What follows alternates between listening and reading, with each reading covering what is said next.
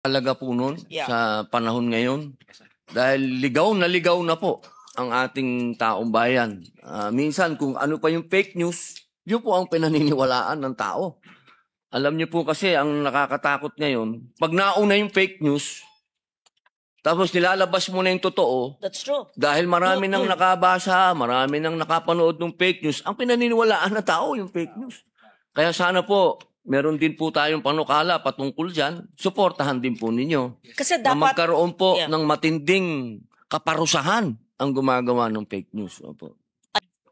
Kapag ka sinabi po natin public information, naniniwala po ba ang PICO na dapat hindi ito political propaganda?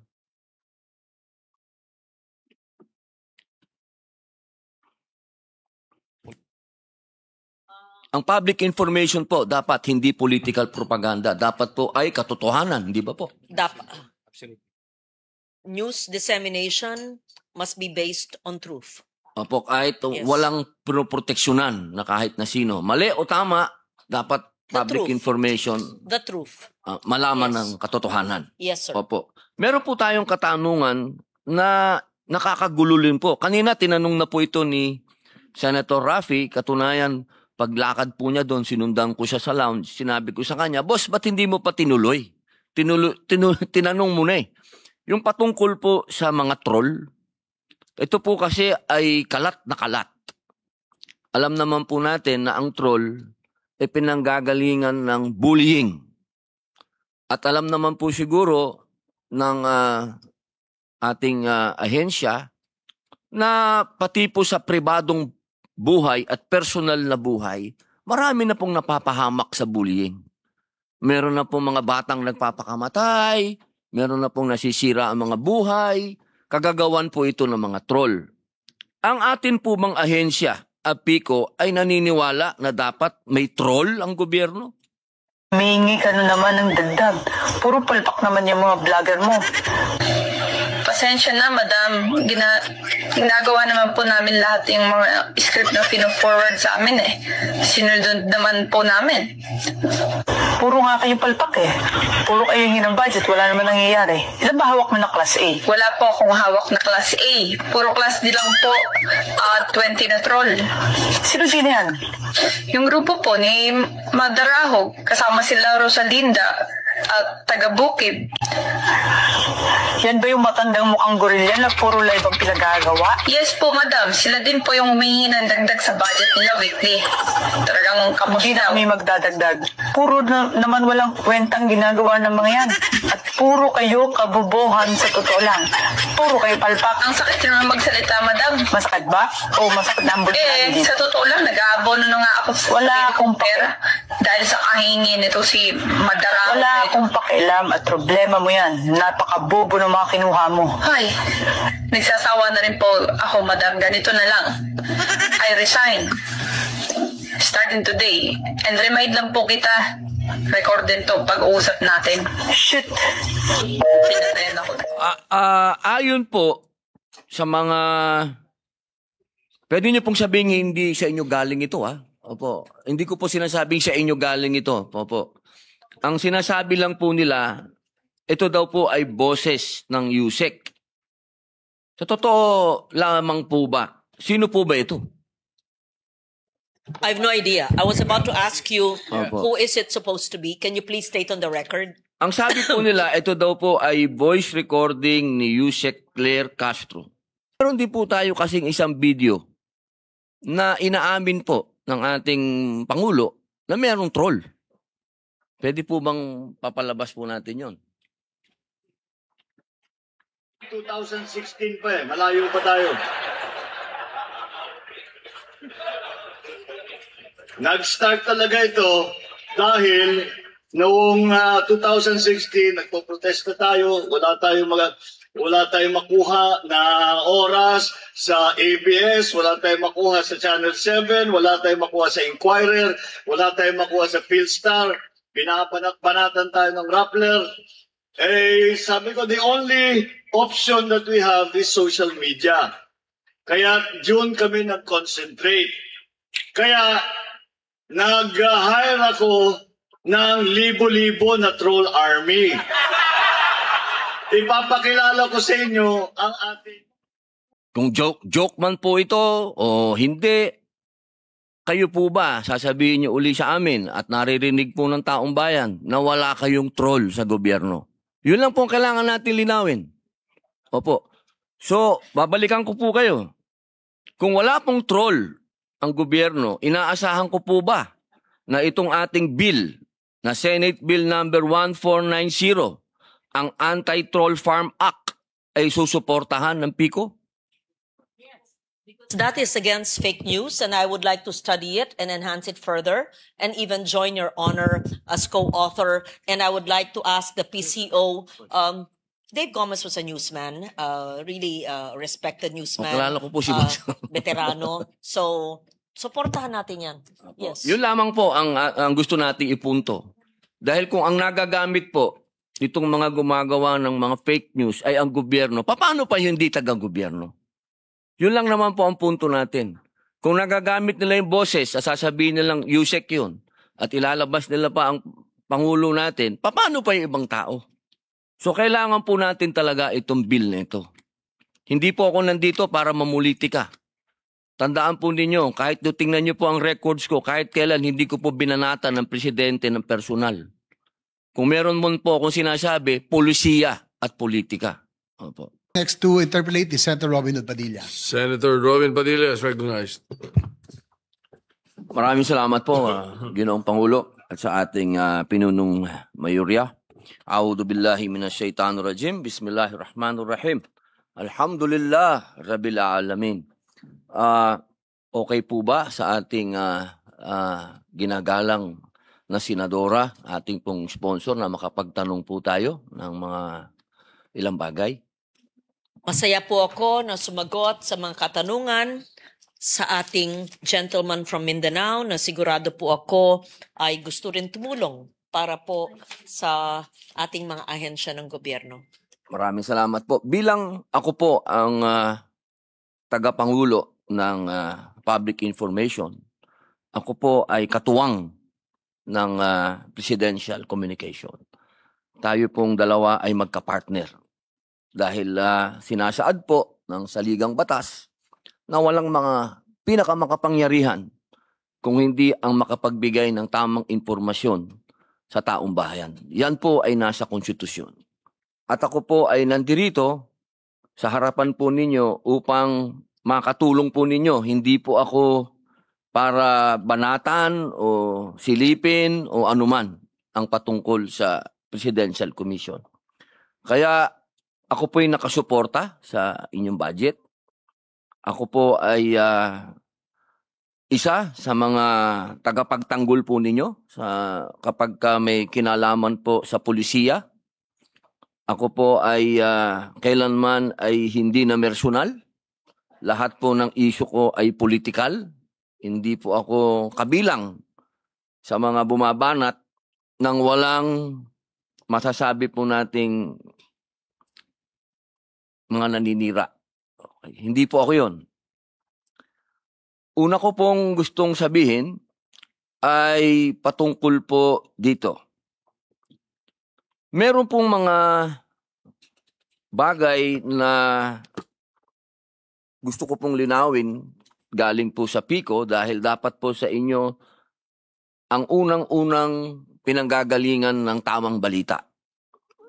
At ako naman po, kapag tama yung balita, ako po mismo ang nagpapalawak nito sa pamamagitan po ng social media ko at sa aking mga kasama. Ito pong mga nakaraang linggo, meron pong mga lumalabas katulad po noong nangyari doon po sa ating dalawang kalihim. Meron po tayong dalawang kalihim na nag-anunsyo. Ang sinabi po ng PICO na nagbitiw ang dalawang opisyal nito at tinanggap ng Pangulo. Ngunit, dininay po ito ng ating executive secretary nung sinabi niya na hindi naman daw siya nag-resign. Sinabi po sa kanya na meron daw tumawag sa kanya at siya ay sinabing bumaba na. Ito po yung mga ganitong mga ganap ang hindi po nakakatulong para sa atin. Sapagkat naku-confuse po ang tao. Opo. Bilang kayo po ang pamantayan at kayo po ang pinanggagalingan ng mga impormasyon, ano po ang pwedeng gawin ng PICO upang maiwasan po yung mga ganitong klaseng maling pahayag? Opo. I agree with you, Mr. President. Messaging is so important. Disinformation, misinformation, inaccuracy, lost in translation confuses the people. Even if you have good intentions, if you said it wrong, or if you intentionally meant to confuse, then that is wrong. And so, there must be clear source of messaging. Isa lang ang gagawa ng mensahe. Hindi pwedeng iba, hindi naman pwedeng nagsasalita, may balita na hindi na-vet, na hindi na-verify, na hindi nako-confirm. Hindi pwede yung akala, hindi pwede yung hindi alam, hindi pwede hindi nag-uusap. Now, per the specific instance that you're mentioning, why was there a miscommunication? I would just surmise, I'm not even asking the agency, that probably there was no clear coordination. Bakit ba?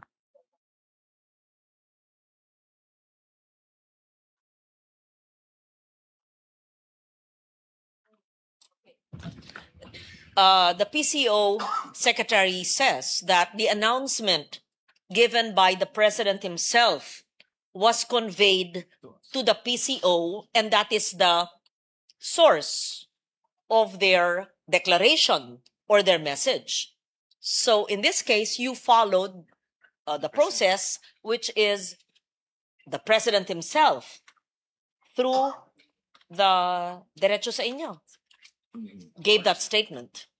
So parang sinasabi po, ginang na tagapangulo, na naglabas po kaagad ang USEC nila ng pahayag na hindi po ito opisyal? I am told that the undersecretary's statements emanated from the president. Yes, it was cleared. It was cleared. Cleared by whom? Cleared by me. Cleared by the secretary, and the secretary cleared it with the president. I was yes, the information Yes. was relayed to me. Ang The ibig pong information- sabihin, opo, The information conveyed by the undersecretary was cleared with the secretary who cleared it. so yun po ang With the tamang president. impormasyon, hindi po yung kumakalat sa media. Kasi may kumalat po sa media na ang sinasabi ng ating dating executive secretary na hindi po yun ang naganap. So ang naganap po talaga yung sinasabi po ng ating USEC. Yes. Again, Yun po ang para alam po natin Okay. kung ano talaga yung Maliwanag. statement. Opo. again, because this will go down in history, ha? Tas ako nagde-defend ng budget, ha? Opo. Hindi po ako privy sa sinasabi po nila. Ako ay taga-defend ng budget. Pero ito, hindi budgetary process ito. Ito'y kaganapan ng kasaysayan. Opo. Pero para po maliwanag, may mga side, you want to go. You can say it in the microphone, yeah. Just so that it's clear. Because I'm saying this so that it's clear that I am the messenger. I'm trying to explain. According to the PCO, they cleared the statement with the president. Opo. Yan po ang pangahawakan natin ngayon. At yan Yes. po dapat ang malaman ng tao. Yes. Opo. Yung pahayag po ng ating dating We may or may not agree, we may or may not believe, but that is what is transmitted to me now Opo, dapat. Opo, by the opo. PCO. Opo. Dapat po kasi isa lang ang mensahe. Yes. At kung ano yung mensahe, yun po talaga ang dapat na malaman ng tao. Opo. Meron po akong pangalawang katanungan. Kapag ka sinabi po natin public information, naniniwala po ba ang PICO na dapat hindi ito political propaganda?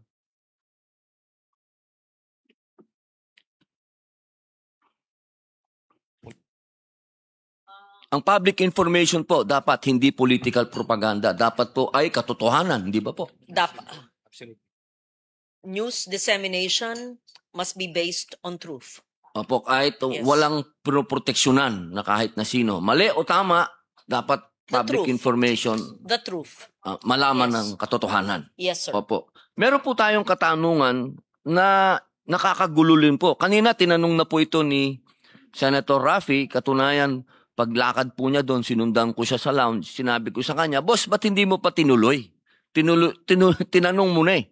Yung patungkol po sa mga troll, ito po kasi ay kalat na kalat.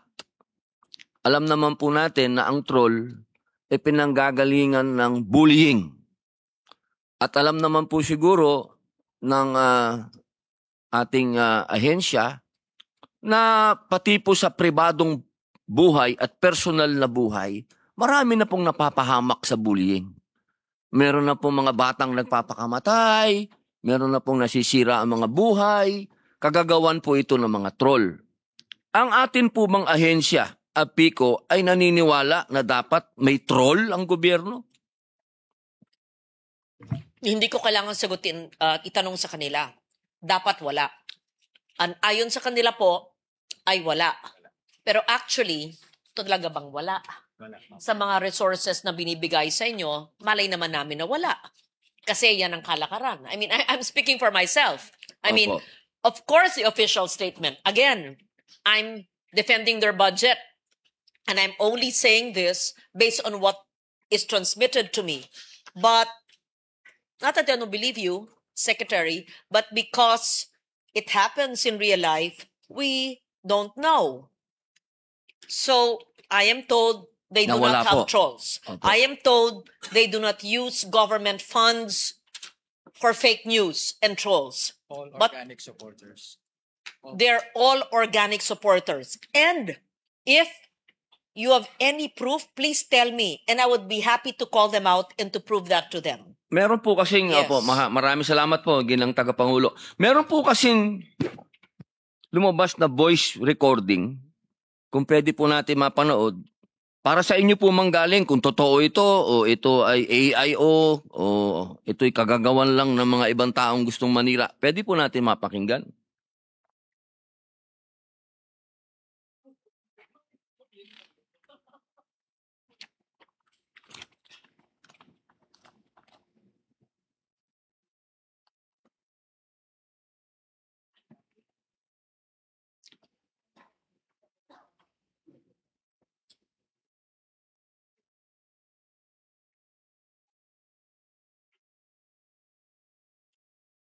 Habang wala pa po,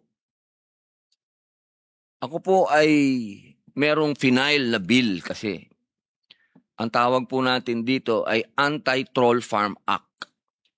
Kung pagbabasihan po natin yung sinabi ng ating mahal na senadora na ang gobyerno ay hindi dapat kinukonsinti ang troll farm, maaari po ba nating malaman Kung kung hawak na Ayan na po. humingi ka na naman ng dagdag. Puro palpak naman yung mga vlogger mo. Pasensya na, madam. Ginagawa naman po namin lahat yung mga script na pino-forward sa amin eh. Sinunod naman po namin. Puro nga kayo palpak eh. Puro kayo hingi ng budget. Wala naman nangyayari. Ilan ba hawak mo na class A? Wala po akong hawak na class A. Puro class D lang po. 20 na troll. Sino yan? Yung grupo po ni Madarahog. Kasama sila Rosalinda at taga-Bukid. Yan ba yung matandang mukhang gorilla na puro live ang pinagagawa? Yes po, madam. Sila din po yung humingi ng dagdag sa budget nila weekly. Talagang kapos na. Hindi na magdadagdag. Puro naman walang kwentang ginagawa ng mga yan. At puro kayo kabubuhan sa totoo lang. Puro kayo palpak. Ang sakit naman magsalita, madam. Masakit ba? O masakit na ang bulsa? Sa totoo lang, nag-aabono na nga ako sa wala akong pera. Dahil sa kahingin nito si Madarahog. Wala akong pakialam at problema mo yan. Napakabobo ng mga kinuha mo. Ay, nagsasawa na rin po ako, madam. Ganito na lang. I resign. Starting today. And remind lang po kita, record din to pag-uusap natin. Shit! Pinatayan ako. Ayon po sa mga... Pwede niyo pong sabihin hindi sa inyo galing ito, ha? Opo. Hindi ko po sinasabing sa inyo galing ito. Opo. Ang sinasabi lang po nila, ito daw po ay boses ng USEC. Sa totoo lamang po ba? Sino po ba ito? I have no idea. I was about to ask you, Opo. who is it supposed to be? Can you please state on the record? Ang sabi po nila, ito daw po ay voice recording ni Yusek Claire Castro. Na daw siya po ay may kausap ng mga vlogger.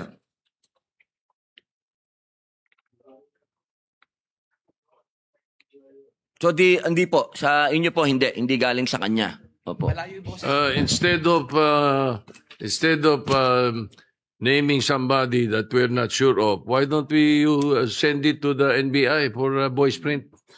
Imbis na nanguhula tayo, nagbabanggit tayo ng pangalan. Because We're I mentioning cannot- the name of Yusek or Attorney Castro. It's unfair for her. I-print nyo na lang sa voice print na lang sa NBI. Para I agree with hindi that. tayo masabi sa mga ganyang mga balitaan. Because I will give you an advice from Denzel Washington. Sabi niya, if you don't listen to the news, you're uninformed. If you listen to the news, you're misinformed. Ay, ganun lang. But Mr. President, I would just like to correct that. When I was in the news, it was the correct information. I worked very hard to validate all the news that I did, at least during my time. But regarding the request of Your Honor, Senator Padilla, I would not be in a position to ascertain the authenticity of the voice, and I would recommend the suggestion of the Senate President to please give that tape recording to the NBI for authenticity. Opo. And therefore, we leave it at that. The voice print and the authenticity of the recording kasi madaling i-splicing ngayon yan. Yes. Madaling Yes. So gawin I would yan, not say it's true. I would not say it's AI. Let the experts determine that. Opo. Kaya po natin tinatanong po yung ating tiga Pico kung may alam po sila dito. Sasagimin lang mo naman nila kung oo o hindi. Yun lamang naman po. Opo.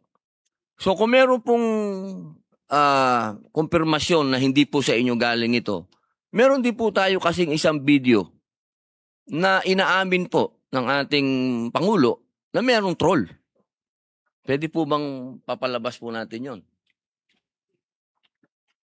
2016 pa malayo pa tayo. Nag-start talaga ito dahil noong 2016 nagpo-protesta tayo, wala tayong makuha na oras sa ABS, wala tayong makuha sa Channel 7, wala tayong makuha sa Inquirer, wala tayong makuha sa Philstar, binabanat-banatan tayo ng Rappler. Sabi ko, the only option that we have is social media. Kaya June kami nag-concentrate. Kaya nag-hire ako ng libo-libo na troll army. Ipapakilala ko sa inyo ang ating... So yun lamang po. Uli, tatanungin ko po kayo. Wala, ito po pwede natin pa-imbestigahan ulit ito kung gusto po ninyo. Kung ito ay galing talaga sa tunay o ito po gawa-gawa lang ng AI o ano. Tanong lang po uli. I would like to inform you that was a joke. He meant a joke because tinitira siya ng mga troll noon. So ang ginawa niya, kunwari mayroon siya sariling troll. But I assure you that because I know it for a fact. But anyway, you go ahead with your question. Apo. So ito po, tanong lang po uli. Kung joke man po ito o hindi, kayo po ba sasabihin niyo uli sa amin at naririnig po ng taong bayan na wala kayong troll sa gobyerno? Yun lang po ang kailangan natin linawin. Opo. So, babalikan ko po kayo. Kung wala pong troll ang gobyerno, inaasahan ko po ba na itong ating bill na Senate Bill number 1490, ang Anti-Troll Farm Act, ay susuportahan ng Pico?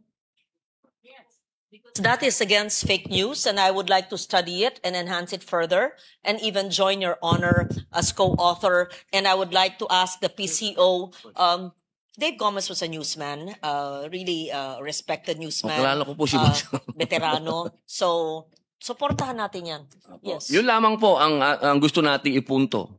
Dahil kung ang nagagamit po itong mga gumagawa ng mga fake news ay ang gobyerno, paano pa hindi taga-gobyerno? Yun lang naman po ang punto natin.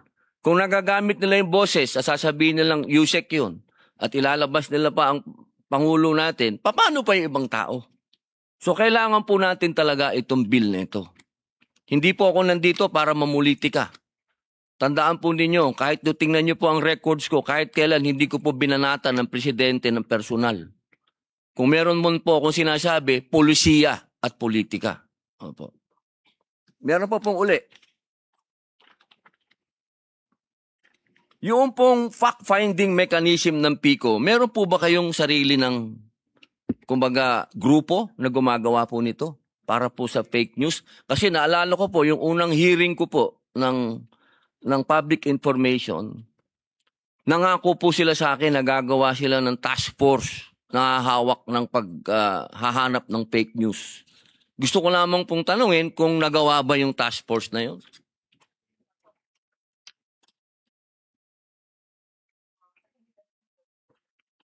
We have the digital media services. Who's the head? The digital media services. And they're supposed, that's the task of the digital media services. Where are you? Hmm? They're Meron supposed po. to do that. So meron na pong opisyal na halimbawa sa inyo pong page o sa inyong sa national printing.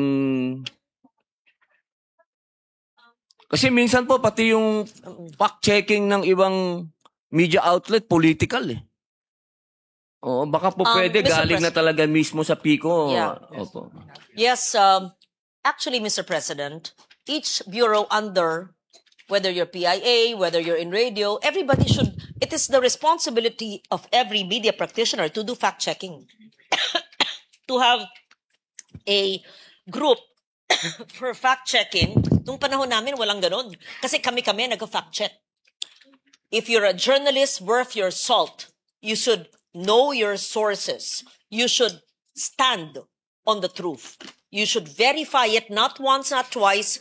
Wala pang Wikipedia at Google ng panahon ko eh. Aalamin ko, and I will stand on the news that I deliver, that I produce, and that I write. And that's how the virtues of our newsmen should be. Whether you're in still in print or on TV, mainstream, or on digital. That's how the culture should be. But then, if there is a dedicated fact checker, well and good. For facts, so that it's not used for propaganda, for political propaganda, as you say, but they have the digital services. Hayaan po nyo, pagkatapos po nito, maliban dun sa hearing na ginanap noon, uupuan ko sila. You can join me in a committee room so we see what kind of fact-checking they do. Opo, mapakahalaga po nun Yeah. sa panahon ngayon.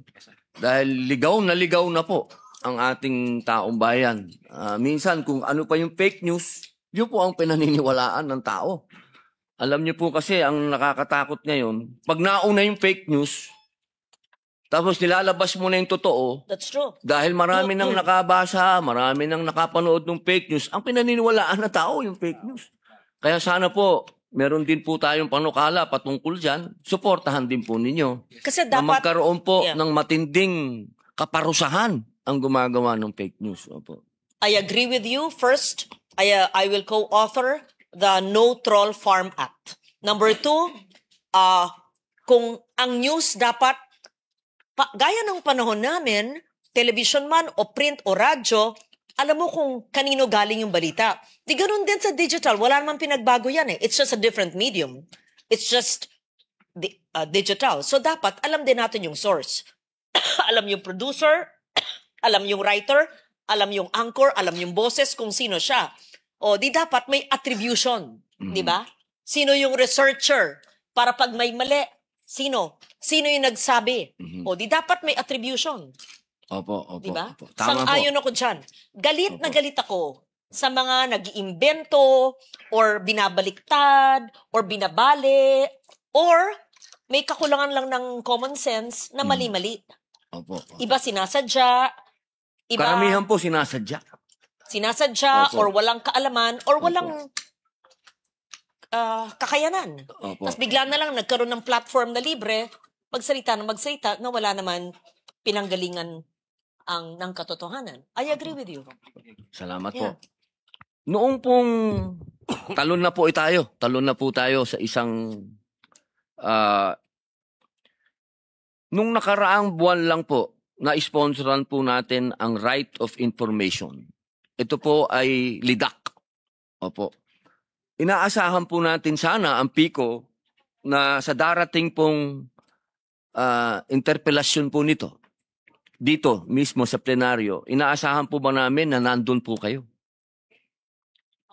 Mr. President, they will support you and support us on the right to information. It's a priority legislation. Yes, it's a LEDAC priority as you mentioned. Sir, nandun po kayo, ha? Yeah, definitely. Opo. Kayo na pong bahala dun sa mga gustong mag-interpellate. Ito na lang po, last question na lang po ito. Noong 2024 po, sa ilalim po ng GAA ng 2024, nailaban po natin dito sa Senado ang karagdagang budget ng PTV4. Ito, naglagay po ng 3 million para sa payment po ng mga employees and benefits po.